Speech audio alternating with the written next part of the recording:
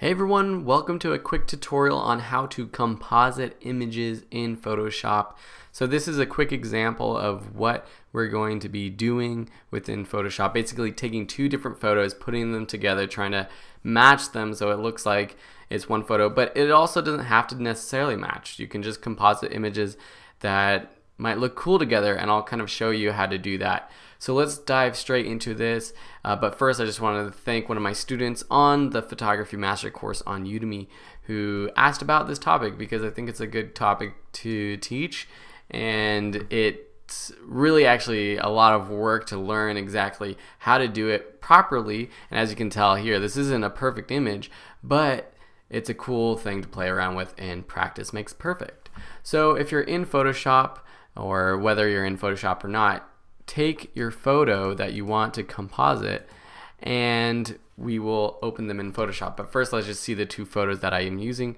This Llano Beach that I found on Wikipedia, and then this photo of my wife and I during a engagement shoot that we did for the wedding photography class that I have on videoschoolonline.com. So first, let's just open up the background. So the background layer is going to be this beach. So I'm just going to say open up in Photoshop. So now we have our photo in Photoshop. It's the background layer, and then we can bring in our next photo just by dragging it onto our composition. So now we have our two layers over here in the layer panel, you can see.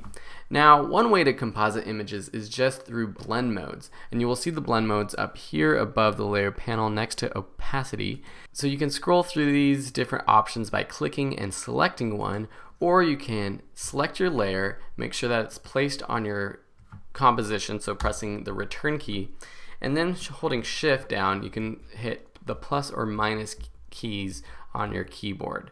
So you can see that I'm scrolling through, and these are kind of cool options if you want to do something funky with the background and the foreground. You can choose one, you can go into it and then change the opacity of each layer, and this will kind of affect how it looks. You can go in and change the, say, curves, the brightness or contrast, and this will also affect how it looks. So doing that can be a cool way to composite images. But another way is maybe something more like this, where you want to get it more realistic, where you cut out one image and put it in the background. So to do that, I'm going to select my top layer. I'm going to go over to my quick select tool, make sure that I have the plus sign up here. I think the size 30, spacing 25 is great. It will depend on the size of photo that you are using, and then just drag and select the area that you want to cut out. And you don't have to be perfect, because we're going to go back and fix the things that we messed up on, because sometimes Photoshop thinks we want something when we don't.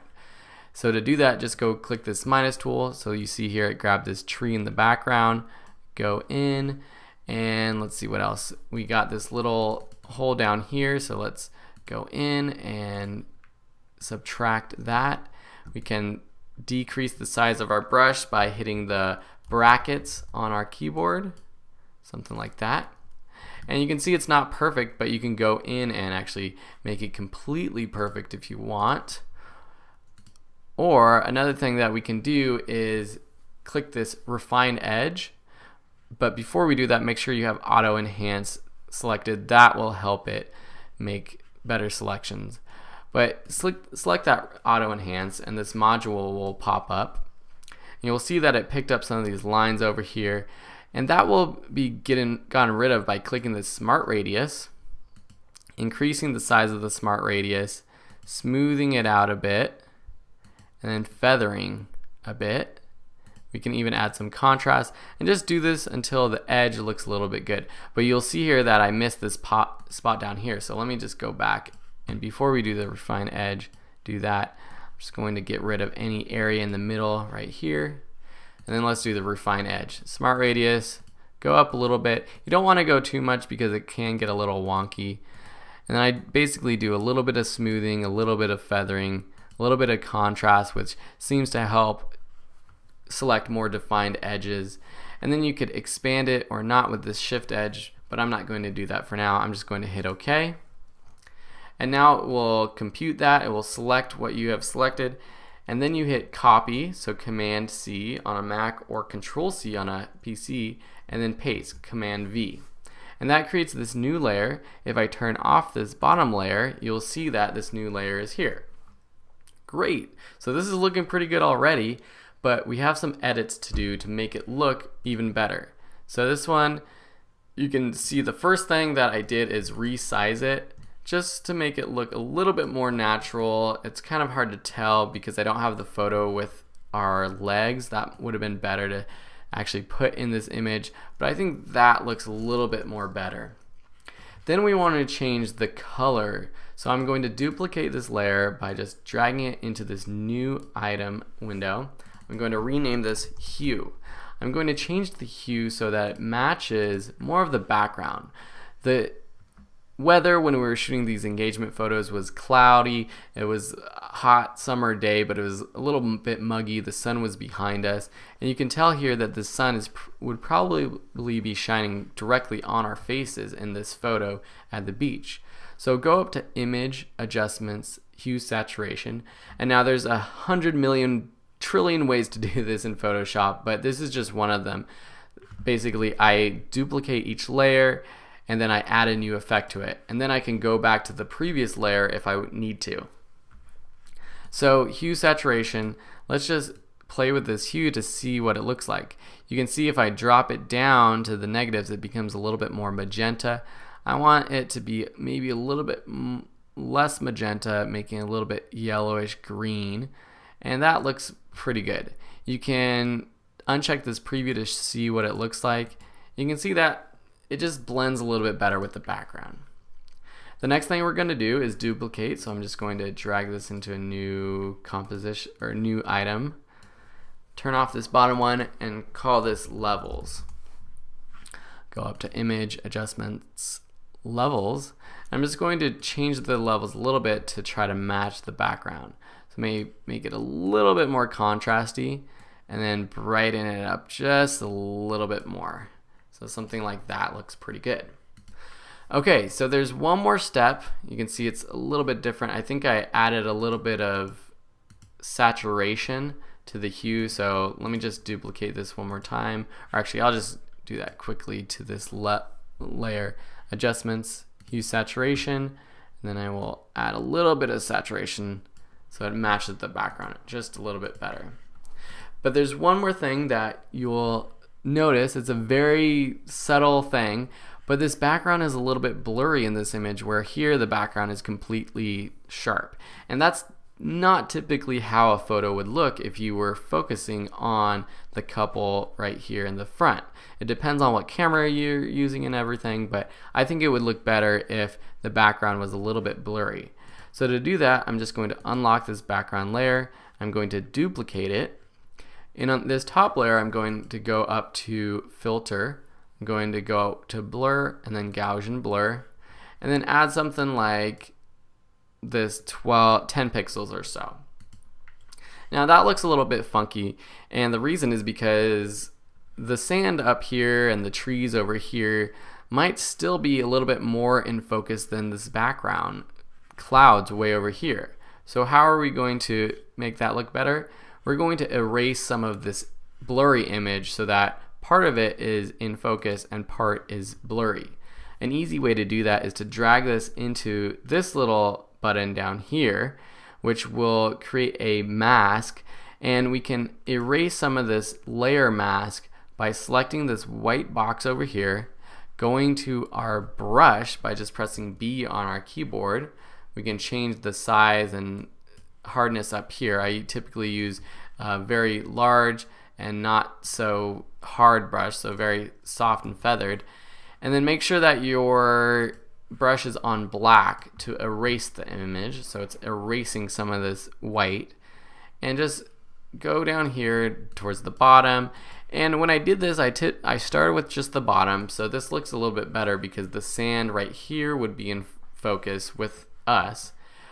And then I'm just going to increase the size of my brush. I did that by holding Control Alt on my keyboard and dragging left or right. So that's another easy way to increase or decrease the size of the brush. And then I'm just going to erase the blur in these trees up here.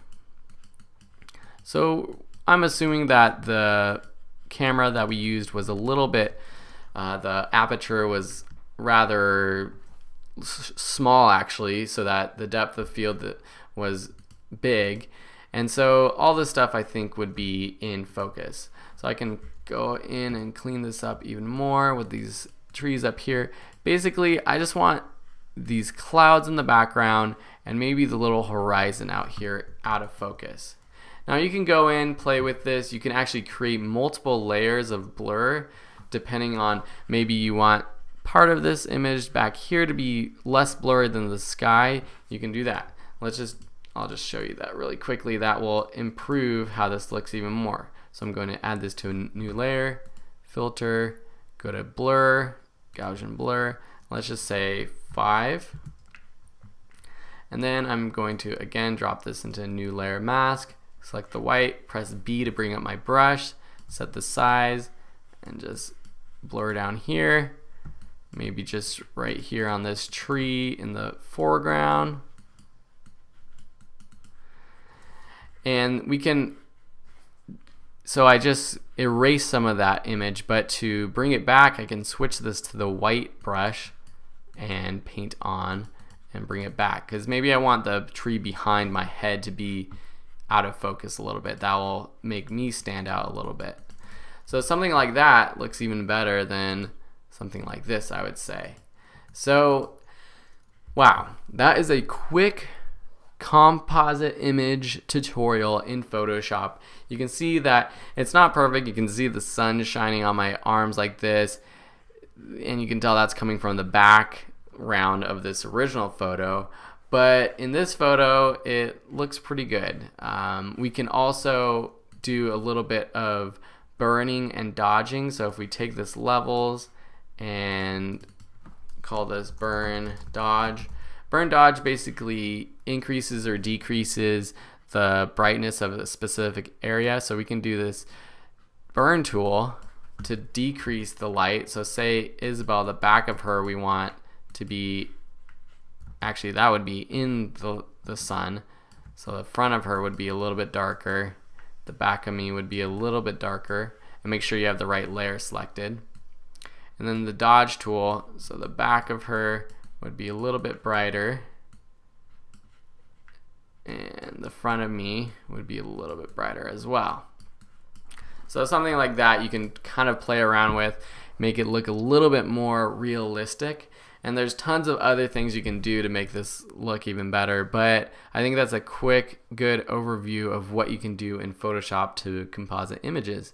So thank you so much again for the question on the course page. If anyone else has any questions about this subject, anything about photography, video, please let me know. I'll try to create a tutorial. And you can also check out videoschoolonline.com for more tutorials and premium courses on all things related to photography, After Effects, motion graphics, video editing, creating your own business, and much, much more. So thanks a lot. Phil Ebner signing out, and have a great day.